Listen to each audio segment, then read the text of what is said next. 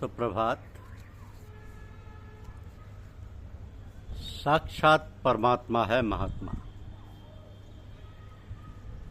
साक्षात परमात्मा है महात्मा।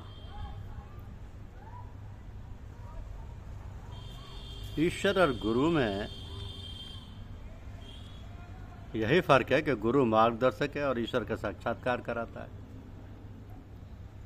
स्वयं ईश्वर नहीं है। साक्षात्कार हो जाने के बाद गुरु और शिष्य का रिश्ता नहीं रहता। गुरु एक वहम है। हम अन्य सब वहमों को छोड़कर एक वहम धारण करते हैं कि सब गुरु ही है।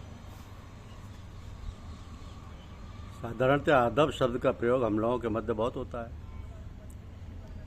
परंतु इसका अर्थ अधिकतर लोगों को मालूम नहीं होता। अदब का अर्थ है मर्यादा के अनुसार कार्य करना। ईश्वर के भक्त उस परमात्मा को दृष्टा और साक्षी के रूप में सदा अपने समीप स्वीकार करते हैं। वो अन्य सभी लोगों में भी मौजूद है। इसलिए महात्मा लोग सभी के साथ, चाहे वह मालिक हो या नौकर या बच्चा, यथोचित व्यवहार करते हैं, या ये कहिए कि अदब से व्यवहार करते हैं। वैसे तो गुरु की आज्ञा का पालन हृदय में बिना और किसी विचार के आए करना चाहिए, किंतु यह कठिन है, कारण कि ऊंची नीच का भाव बना रहता है। परंतु करना यही है और यही करना चाहिए। परम पूज्य लाला जी साहब इसी प्रकार आज्ञा पालन कराना पसंद करते थे। एक बार साहब जी उनके पास पहुंचे तो उन्होंने साहब जी को एक पलंग पर बैठने के लिए कहा, जबकि स्वयं एक टूटी चारपाई पर बैठे हुए थे और चारपाई छोटी और नीची भी थी।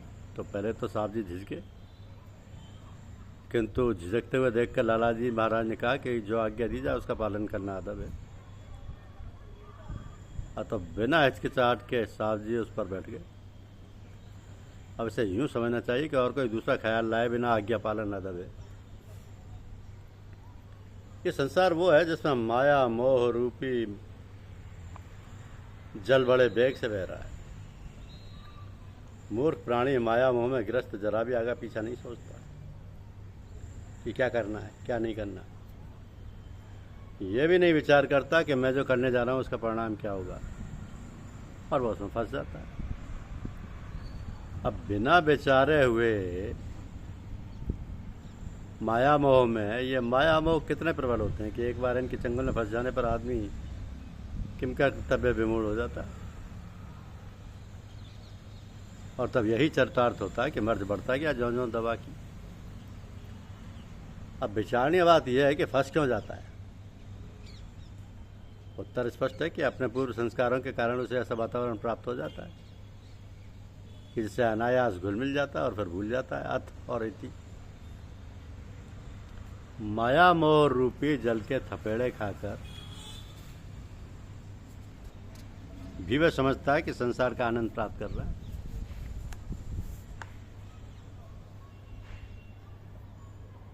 साधक को हमेशा ध्यान में रहना चाहिए और ध्यान के समाप्त होने के पश्चात 10-15 मिनट तक शांतिपूर्वक उसी आसन में और उसी हालत में बैठे रहना चाहिए। यदि अभ्यास में देर तक बैठे हों और यदि आसन बदलने की आवश्यकता हो तो बहुत धीरे से आसन बदलना चाहिए, ताकि शरीर ज़्यादा हिले डुले नहीं, हाथ पैर भी नहीं हिलाना चाहिए और ना अंगड़ाई लेना या उंगली चटकाना चाहिए। तो तात्पर्य यह है कि स्थिर अवस्था में चुपचाप अपनी हालत देखते रहना चाहिए। इससे दो लाभ होते हैं। एक तो हमें अपनी ध्यान अवस्था की हालत का ज्ञान हो जाता है, और दूसरा यह कि जो स्थिति है वो जज्ब हो जाती है तथा इसमें स्थायित्व आ जाता है। तो गुरु और ईश्वर क्या है? गुरु हमारे लक्ष्य तक पहुंचाने का केवल माध्यम मात्र है। वो हमें भगवान का अनुभव या साक्षात्कार कराने में मदद करता है, पथ प्रदर्शन करता है, परंतु वह स्वयं भगवान नहीं है। तो जो लोग सत्संग में सम्मिलित होते हैं उनमें बहुत कम लोग ऐसे होते हैं जो आध्यात्मिक साधन के लक्ष्य को लेकर आते हैं। सच तो यह है कि अधिकतर लोग दुनियावी कामों की पूर्ति की आशा लेकर ही आते हैं। जो लोग दुनियावी कामों की आशा लेकर आते हैं वो साधना के क्षेत्र में घसीटते रहते हैं। परंतु थोड़े ही लोग ऐसे हैं जो भगवत प्राप्ति की इच्छा लेकर आते हैं। जो लोग भगवत प्राप्ति की इच्छा लेकर ही आते हैं उनकी उन्नति में अवरोध कम आती है। कुछ लोग तो दूसरों को देखकर ही उसमें सम्मिलित हो जाते हैं, जिन्हें भेड़ चाल की संज्ञा दी जा सकती है, जिनका कोई उद्देश्य नहीं होता।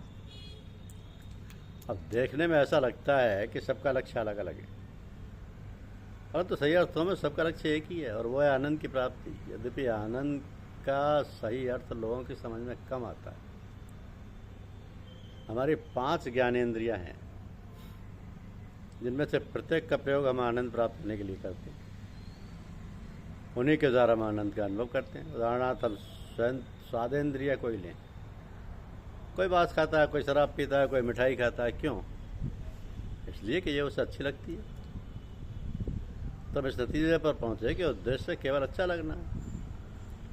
सत्य है कि हम ना जानते हुए और ना समझते हुए भी जो काम करते हैं वो आनंद के लिए ही करते हैं। तो हम देखते हैं कि सबका लक्ष्य है कि आनंद प्राप्ति ही है। जरूरत इस बात की है कि हम सबकी समझ में ये बात बैठ जाए कि हमें जो आनंद प्राप्त करना है वो आनंद सिवाय परमात्मा के और कहीं नहीं प्राप्त हो सकता। साधारणतः ये कहा जाता है कि परमात्मा सर्वव्यापक है, पर उसे कैसे और कहाँ ढूंढें, कैसे प्राप्त करें? तू जन हरि से हेत कर हरिजन से हेत, माल मुलक हरि देते हरिजन हरि ही देत। तो हरिजन का अर्थ है हरि से प्रेम करें। माँ बच्चे को जितना मारती है बच्चा उससे उतना ही चिपटता है। क्यों? इसलिए ना कि पटने पर भी उसके अतिरिक्त तो कोई दूसरा नजर नहीं आता। बच्चे के लिए माँ के समान संसार में और कोई है ही नहीं। माँ बच्चे को निकाल कर बाहर कर देती है, बच्चा फिर भाग कर उसके पास आ जाता है। तो जिस प्रकार माँ का गुस्सा करना बच्चे की गड़बड़ी दूर करना है, ठीक यही तर्क हमारे अंदर दुख व परेशानी आने के पीछे है। दुख व परेशानी भी हमारी गड़बड़ी दूर करने के लिए है। विपत्ति नहीं रघुपत की दाया, करम छोड़ाए भोगा वही माया। जब तक हमारे भोग लगे हुए हैं हम भगवान तक नहीं पहुंच सकते, क्योंकि वहाँ जाने का रास्ता बहुत सकरा है। अपने साथ ज़्यादा माल अस्वभाव ले जाना संभव ही नहीं है। कहा कि प्रेम गलियती साकरी या में दो न समाये। वहाँ केवल भगवान का ख्याल करके ही जा सकते हैं। इसलिए भगवान हमें अपने तक पहुँचने के लिए कठिनाइयों से पार करवाकर निर्बल बना देता है। इससे स्पष्ट है कि हमारे ऊपर आई कठिनाइयाँ विपत्ति नहीं, वरन हमारे ऊपर प्रभु की कृपा है, जो उससे उसकी दयालुता और कृपालुता का द्योतक है। पर हम अपने कष्टों के लिए उस प्रभु को दोष देते और उसे गलत समझते। ईश्वर की दया कृपा को इस प्रकार यदि समझें तो और स्पष्ट हो जाएगा। जैसे माँ अपने बच्चे को पकड़कर फोड़े का ऑपरेशन करवाती है। क्यों? केवल उसकी भलाई के लिए।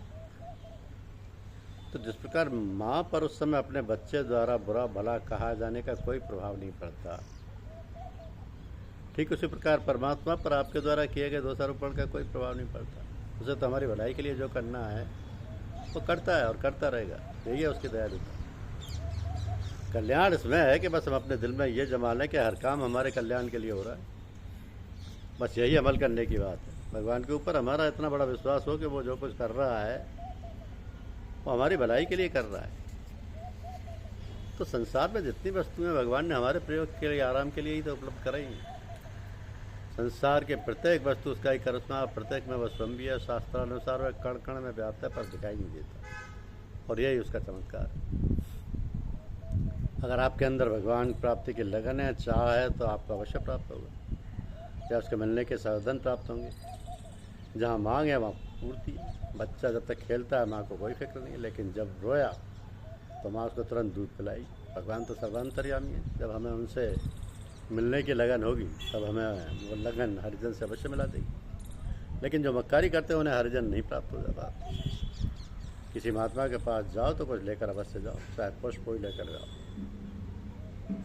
चाहे पुष्प लेकर के जाओ, क्योंकि उनके आने से उस फूल को देखकर ही महात्मा को भाव व श्रद्धा का पता लग जाता है। भेंट ला जाने का मतलब है श्रद्धा रूपी भेंट ले जाना। हम जिस महात्मा के पास जाते हैं वो देखने मात्र से महात्मा प्रतीत होती है। उनका शरीर मंदिर के समान है, उनके अंदर जो मूर्ति विराजमान है वो परमात्मा।